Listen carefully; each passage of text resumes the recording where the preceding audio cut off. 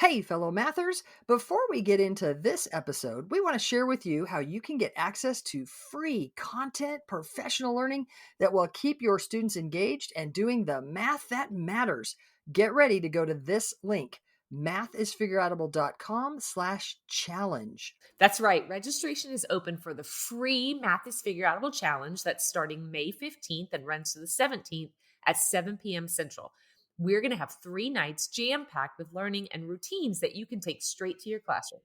In these challenges, we have a great time. We do some math, talk about classroom experiences, give away super cool bonuses and prizes. You won't just walk away with routines that are naturally engaging and encourage your students to think mathematically. You'll also have a chance to win over $6K worth in prizes, including a few virtual PD sessions for your school. I'll be joined by my wonderful co-host Kim and special guest Jenna Labe. You can register at mathisfigureoutable.com/challenge for a fantastic learning experience. That's mathisfigureoutable.com/challenge. Now on to the show. Hey, fellow mathematicians, welcome to the podcast where math is figure-outable. I'm Pam. And I'm Kim. And you found a place where math is not about memorizing and mimicking, waiting to be told or shown what to do, but it's about making sense of problems, noticing patterns, and reasoning using mathematical relationships. We can mentor students to think and reason like mathematicians. Not only are algorithms and step-by-step procedures not particularly helpful in teaching mathematics, but rotely repeating those steps actually keeps students from being the mathematicians they can be. So we get some great ideas from all over the place about what to chat about on the podcast, right? And so this week we thought we would talk about a tweet that we actually saw quite a while back, but it's popped up in conversation between us several times as we talk about subtraction. So Pam, we've actually joked about this a few times because sometimes as we talk about this particular type of problem, one of us will go, "It's this, right?" Yeah. Let's be clear. It's usually me. It's usually me going, "Hey, is that?" And we'll tell you. We actually have a name that we've tossed around, but we don't want to give it away right now. So David Moraine, I hope I'm saying your last name correctly, David, is a guy that I've gone back and forth on Twitter with, and posts some excellent questions. So Deemer at D Moraine, feel free to follow him. He's got some good things that he posts. But quite a while ago, he posted, "Children learn at an early age that counting a number of objects starts from 1 and the last number you say is how many. However, both children and adults fall into the off by 1 trap when presented with a problem like, how many whole numbers are there from 13 through 23, with the instinctive response being 10. What are some of your favorite ways to convey the concept?" Now, you may or may not have caught that. I read that kind of fast and I didn't really stop and explain or anything. But when I read that tweet, that was one of those times where I was like, Kim, look, somebody's talking about it. This thing that we keep, that will come up between us and everything. And so he asks, what are some of the favorite ways to convey the concept? Well, listeners, I'm going to probably write a problem string. Like, chances are, if you ask me for a way to convey the concept, chances are high I'm going to write a problem string to do that. And so I did. So let's do a problem string today. Again, don't feel like you have to go listen to that again to understand what it is, because we're going to do a problem string. And by the end of it, I think you'll understand what David was talking about. Yeah. So usually in the podcast, when we do a problem string, I'll ask the questions and then Kim will talk about her thinking, and we'll sort of, kind of go back and forth and discuss how what her strategy is, or vice versa. But that won't work so well today because both Kim and I have constructed a strategy for this, for these problems, that it won't be super helpful to just tell you that. We want to help construct that strategy. Here's the string. Kim, the first problem is, you are on page 17 in the booklet. There are 23 pages in this small booklet. How many pages do you have left to read? Okay, so I would expect that some students would think about that like a subtraction problem and say 23 minus 17. And then, they could solve it a couple of different ways. So they might start with 23 on a number line. And, I like over. So they might subtract 20 Nice. to get to 3 and then realize they removed too much. So then they add 3 back on to get 6 pages. Mhm. Mhm. Um, Somebody else might say, what is the distance between 17 and 23? And so I have to read 6 pages because that's the kind of the gap between 17 and 23. So you could think 17 up to 20, 20 up to Mhm. 23. That's Yep. 2 threes. That's Yep. 6.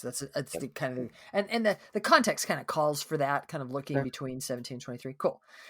So as a teacher, we would probably represent one or at least the distance one, maybe the removal one, but we would expect students to kind of be thinking about one of those two, and we'd Yep. say, great, okay, next question. There are some parking spots in the senior parking lot left to paint. So I don't know if you guys have that at your school, but sometimes schools will like allow senior students to rent a parking spot for the year, and they can go paint it and make it their own or whatever. So there are some parking spots left to paint in the parking lot. How many more kids can choose a spot if spots 17 through 23 are open? Mm. What would I expect students to do? Mm-hmm. I would expect that many students will count by ones and say 17, 18, 19, 20, 21, 22, 23. And when you just counted that, how many did you get? 7 spots. But I thought set to 23 minus 17 was 6. Didn't we just Mm. decide Mhm. that the distance between 17 and 23 was 6? Yeah. But you just Yeah. got 7. There are Yep. 7 spots. Yep. That's interesting, and that's literally what I would say in class. I would be like, that's interesting. Wait, what?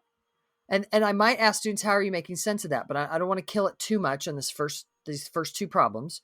But I do want to encourage students, how are you making sense of Mhm. the fact that both of these problems have a 17 and a 23 in them? And for one of them, we got the answer 6, and for one of them, we got the answer 7. Yep. Yep. Next question.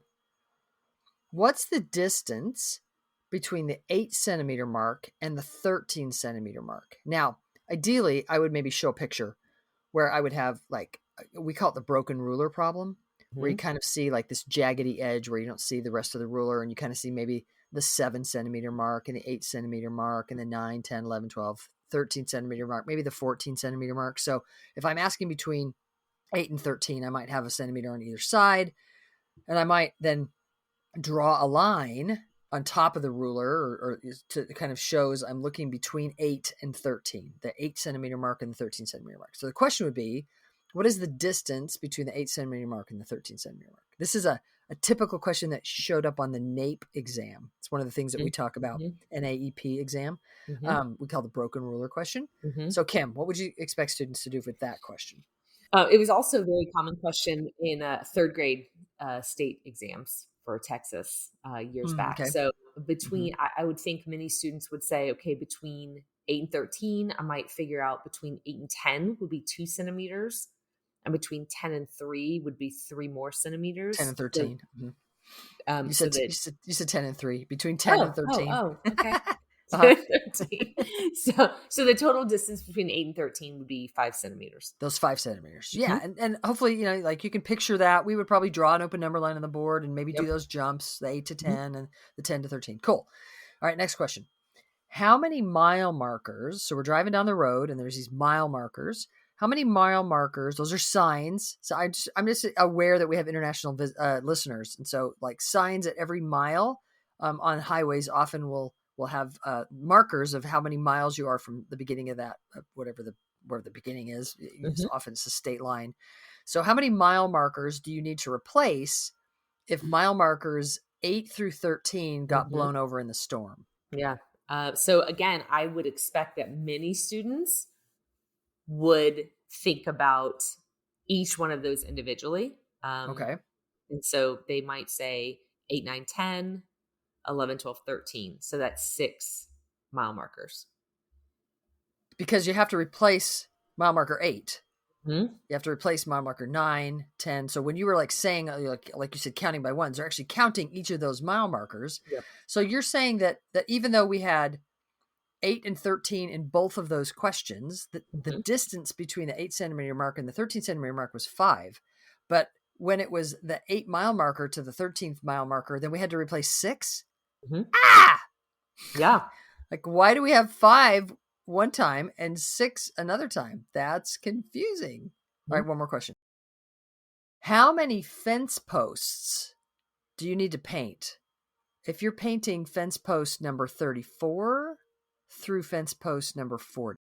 Okay, so this is going to be one like the one you just asked me, where I have to consider that I'm painting the 34th fence post. Okay.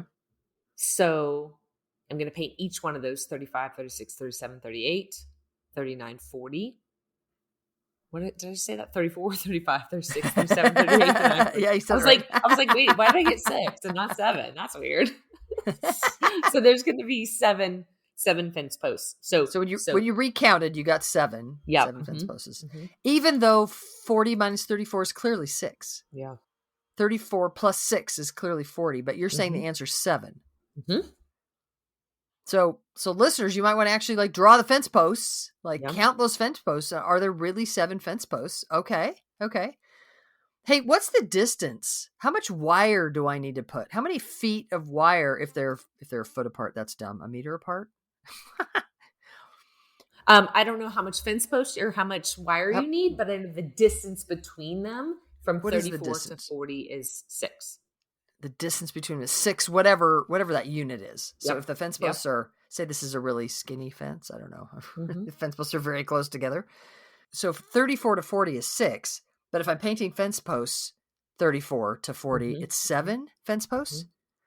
And we call this fence post problem. Hmm. At least I do. I don't know why. And so I wanted to end this string with fence posts so that I could start calling it the fence post problem. This is what Kim and I will refer to. We'll get to some sort of problem in lots of different contexts, lots of different situations, higher math, lower math, like all over the place, where all of a sudden I'll go, this is a fence post problem. Where all of a sudden I realize it's not just a distance between problem, Hmm. but it's a fence post problem. I can't just look at how far apart the posts are. I have to actually count the posts. So a big takeaway, a big question I would ask students is, are you counting objects or are you finding the distance between objects? And this And is go ahead. well, I was going to say, I'm struck by how this is exactly the scenario or the situation why it's so important that we don't have kids just pluck numbers out of a problem, Mm-hmm. because clearly the context of the situation is changing your solution. Yeah. Oh, that's a really good point because we might have kids look at a problem and go, it's clearly subtraction. Grab Yeah. I'll pick some numbers. Grab the 34 and the 40. Bam, it's 6. Hmm. Well, it depends, Hmm. right? It Hmm. depends on the context and what you're asking. Oh, Yeah. that's well said. Shoot, Kim, we may have just given high stakes test writers a way to trick kids. Not Yeah. trick, right? Because high stakes test writers do it. Do Yeah. it because then that will help encourage teachers to go, oh, we actually have to help students understand what's happening, Yeah. not just pluck the numbers, throw in an operation that makes sense and go from there. Yeah. And I want to pay homage a little bit to Cathy Fosnot because she's one of the people that helped me begin to make sense of this. Like I'll be clear. I'm a little embarrassed how long it took me to be willing to do enough fence post problems to make sense of what was happening, to come up with a strategy. Kim, I was I'm not going to tell you how old, but it was quite a while that when I realized it was a fence post problem, I would literally count. Yeah. That's the only strategy I had, was to count. And I want to hear from you what your strategy is in just a second. Okay. But first, I want to pay homage to Cathy Fosnot. So she has a replacement unit in her addition and subtraction collection of units that is called Measuring for the Art Show. And in Measuring for the Art Show, she has this amazing task for kids to do where they measure strips of paper so that they can label their artwork. And it's at one point they have this brilliant conversation in some video that I saw of students doing this task. Video she produced of students doing this task, where the question is, where would you put if the paper was 66 cubes long, 66 units long, where would you put 66? And she's able to use the idea of, well, if we want to make the paper 66 cubes long, then the 66 has to go at the edge of the 66th cube. You're not counting cubes. It wouldn't be in the middle of the 66 cube. That might be like if you're labeling, here's cube 66. So we're not counting cubes. We're measuring a span of distance. And I may not have just given that enough credit, but if you're building the open number line as a model, I highly recommend considering that. I think, Kim, we did an episode where we talked about, with measuring for error. So we'll put that episode in the show notes. So you can go check that out where we talk more about that. But it is a big deal because what do kids do initially? The very first thing kids do when we're teaching them to count is they count the fence posts. Mm-hmm. And I would then take that to a ruler. They count the tick marks. So if we say, if we just throw a ruler at, well, let me back up. So if we give kids, hey, I got 5 puppies, show me 5 puppies. They're going to literally grab 5 counters. They're going to put 5 fingers up. They're going to move 5 beads on a number rack. They're counting the fence posts. But then when we say, what is 5 minus 3? Now they have to think about the distance between 5 and 3.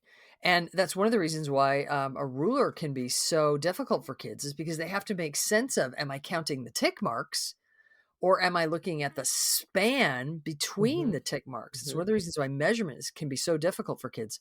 And we have to give them experience making sense of the difference between the tick marks and the span between the tick marks. It's a huge deal when we are moving to the open number line. That's me pausing in case you wanted to say anything. No, I was thinking about if there's anything I wanted to say, but I don't think there's anything I want to add. No problem.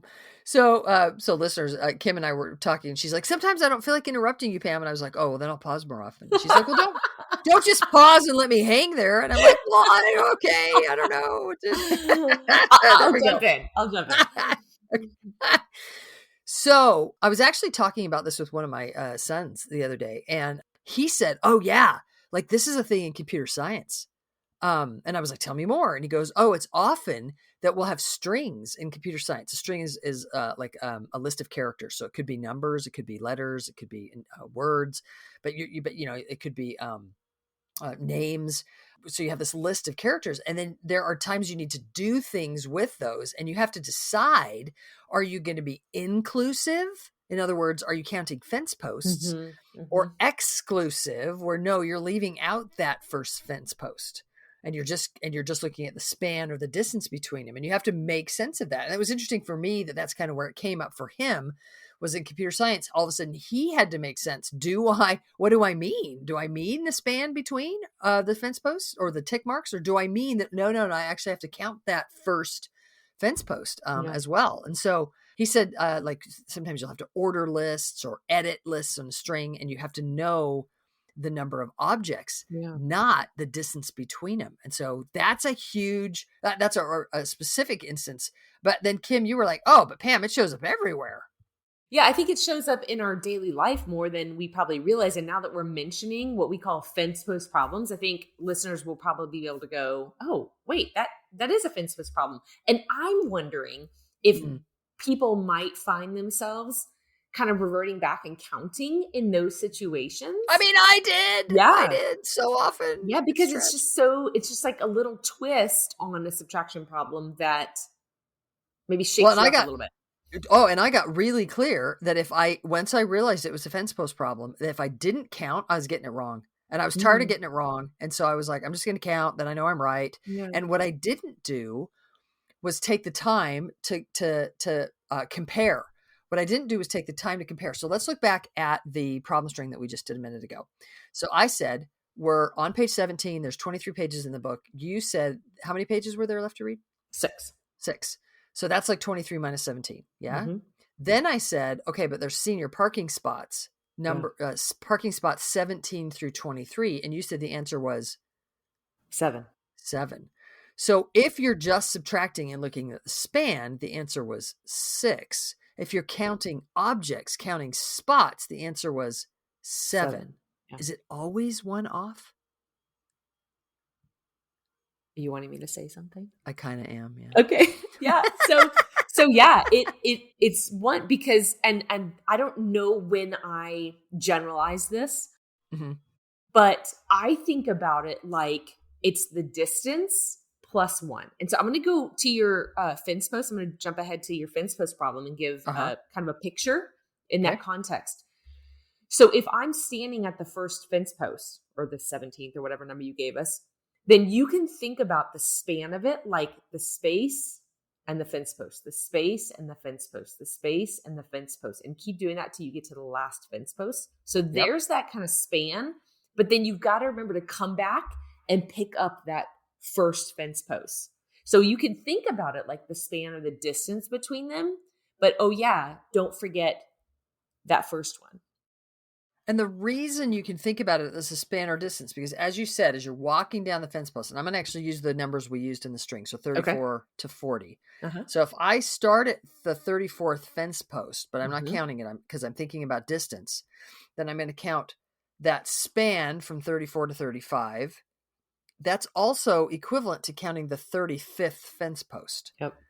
Then I count the span from 35 to 36. That's like I've grabbed the 36th fence post, 36 to 37. So as I count each of the spans, I'm also kind of grabbing the fence post that goes with it. But I've missed the first fence post if I do it that way. So you're saying I can just count the number of spans because that's equal to the number of fence posts. But then I've got to add one more because I would have missed the first fence post. Yeah. So y'all, we can help students realize that in fence post problems, we got to go back and grab that first fence post. So if I would have asked you, Kim, a question like, how many mile markers do you need to replace between 8 and 13? What would you really have done? I would have thought about the distance between 8 and 13, which is 5. Yeah. And then added one more. So it's added one more. Bam. That was 6. That's your strategy. Yep. Listeners, I wonder what your strategy is. Hey, y'all. Thanks for tuning in and teaching more and more real math.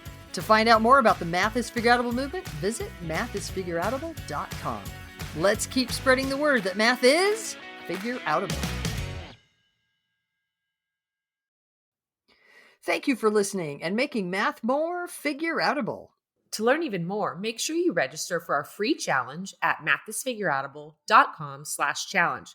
You are not going to want to miss the evenings of May 15th through 17th, starting at 7 p.m. Central.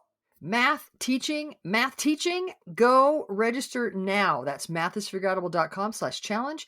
Join us to make math more and more figureoutable. And if you can't join live, register and we'll send you access to the recordings. We'll see you there.